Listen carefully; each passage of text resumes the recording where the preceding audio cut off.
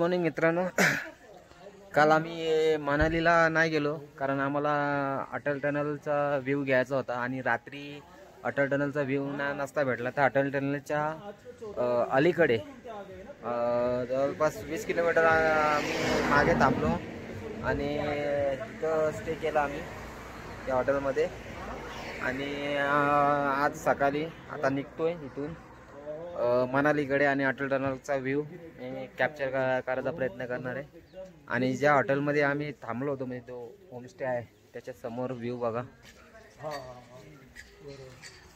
समोरचा व्ह्यू बघा.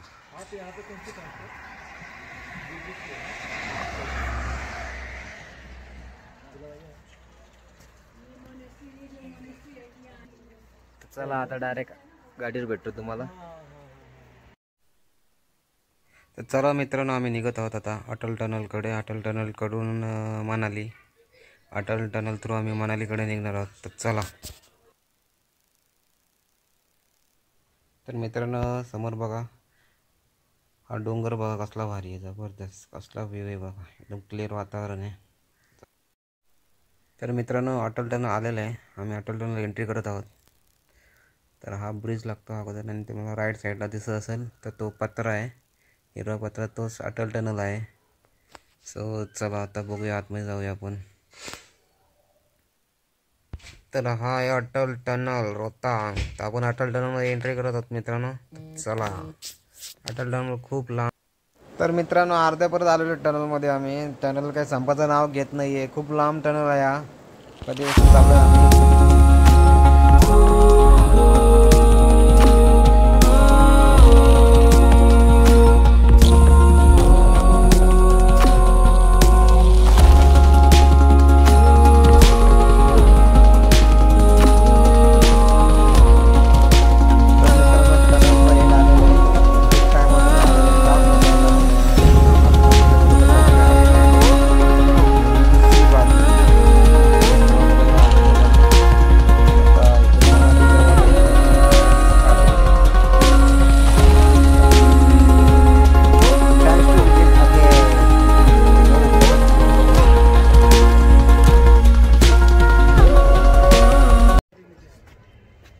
मित्रांनो मनालीमध्ये आहे मी.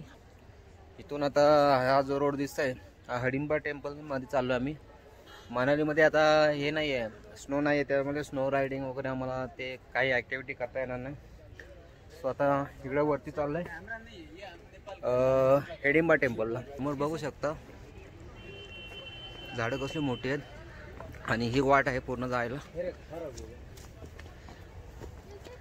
तर वरती बघा झाडं बघा, खतरनाक कसली हाईट आहे यांची.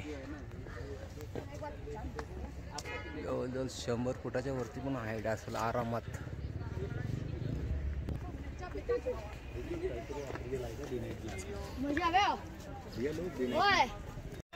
तर चालत असताना अर्ध्या वाटामध्ये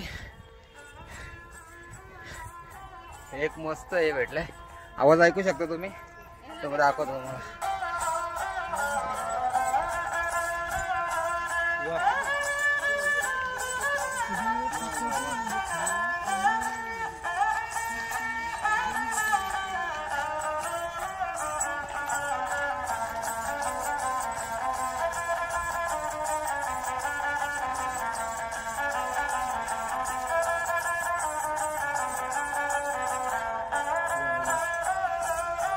वाह काका,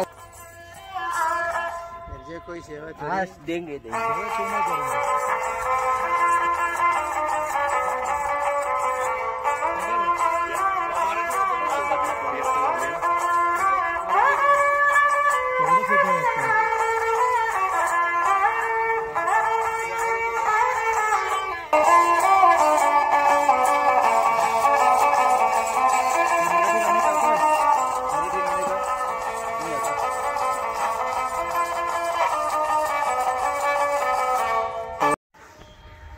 झाडांची हाईट बघ असली 100 फुटांच्या वरती असली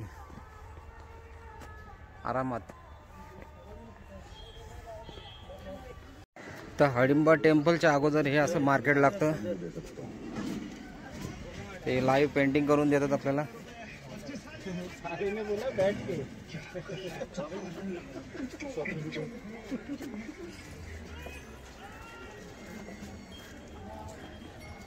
हा आहे हडिंबा टेम्पल, बघू शकता दिसतोय इथून लांबून.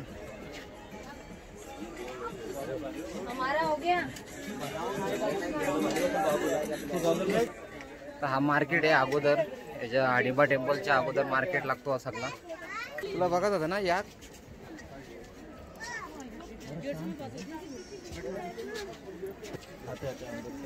तर मित्रांनो बघा याक, आणि याकवर बसायचं आपल्याला. या याकला याक वरती याक भेटणार आहे.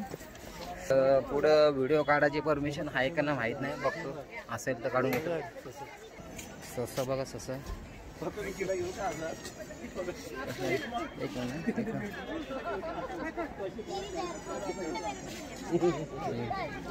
मेंढी पण बघा कसल्या भारी.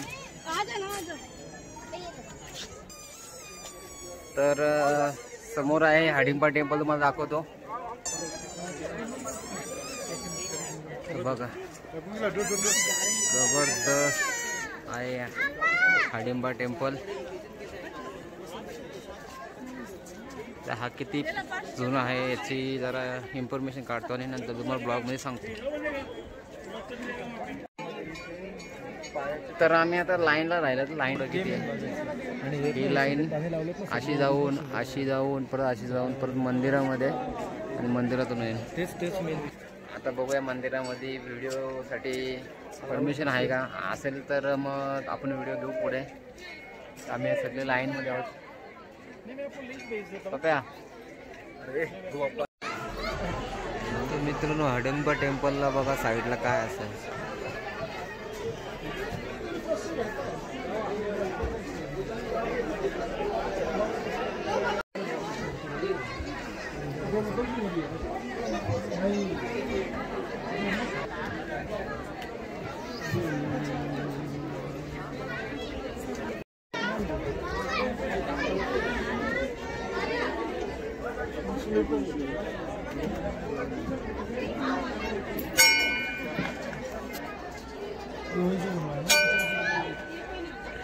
तर मित्रांनो आतमध्ये फोटोसाठी मला येत आपण मोबाईल ठेवतोय.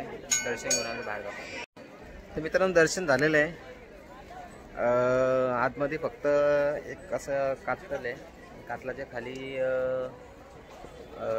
पायाचे निशाणे आहेत हडिंबा माताच्या.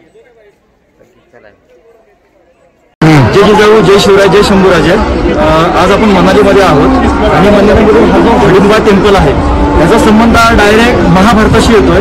कारण की जेव्हा आपले 5 पांडव अज्ञातवासात होते तेव्हा ते ह्या जे क्षेत्रामध्ये आले तेव्हा हडिंबा माता आहे, त्यांचे भाऊ होते ज्याचं नाव होतं हडिंब.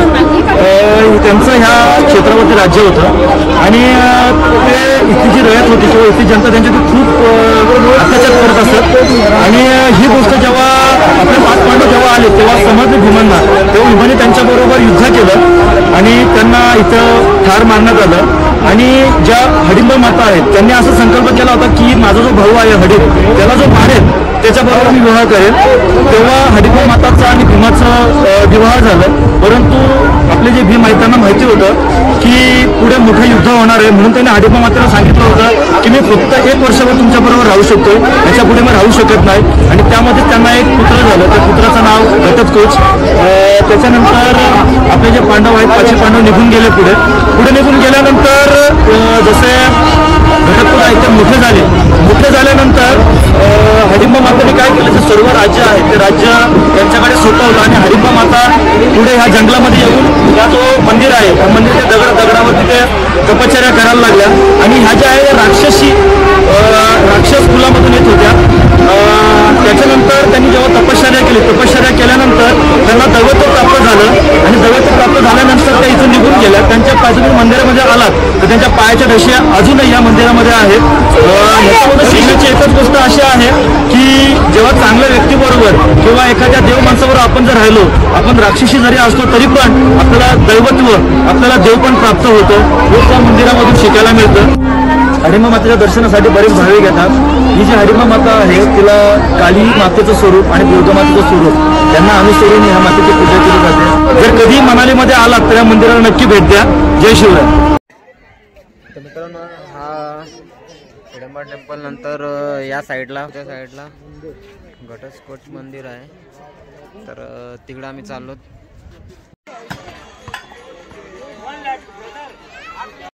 तर मित्रांनो याक बघा याक.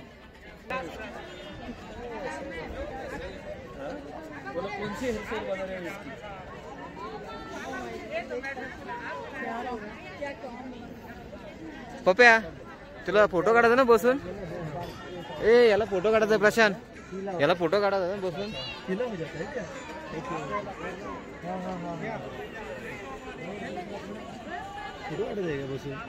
या बघा मित्रांनो इतलं भारी मस्त वाटते. अरे याला फोटो काढायचा होता याच्यावर बसून. कधीपासून बोलत होता फोटो काढायचा. आता समोर आहे तर मित्रांनो इथं मंदिर वगैरे काय नाही, पण पिंड आहे. तर ही घटस्कोच म्हणून ओळखली जाते. तर इथं मंदिर असंच ओपन मध्ये आहे. आता मी इथं निघतायत. चल भेटूया पुढं.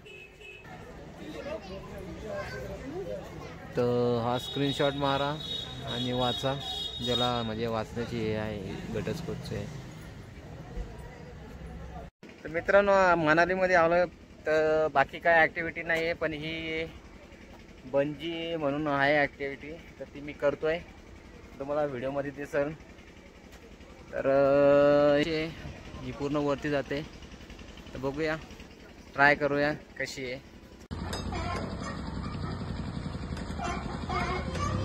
त्याला विचार उलटा बिलटा होत नाही येते काही. उलटा हो ना.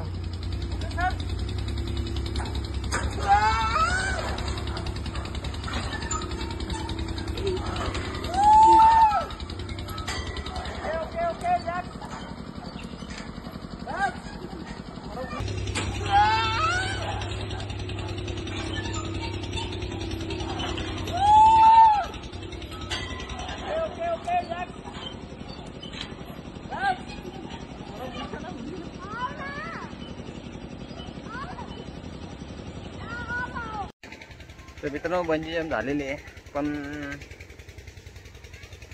पाहिजे तशी मजा नाही आली. जरा अजून वरती जायला पाहिजे होता. तर चला मनालीमध्ये आल्यासारखं काहीतरी केलं थोडंफार. ठीक. फुल आवाज सुटले मित्रांनो इथं. एवढ्या जोराच्या आवाजासाठी धूळ उडायला लागले.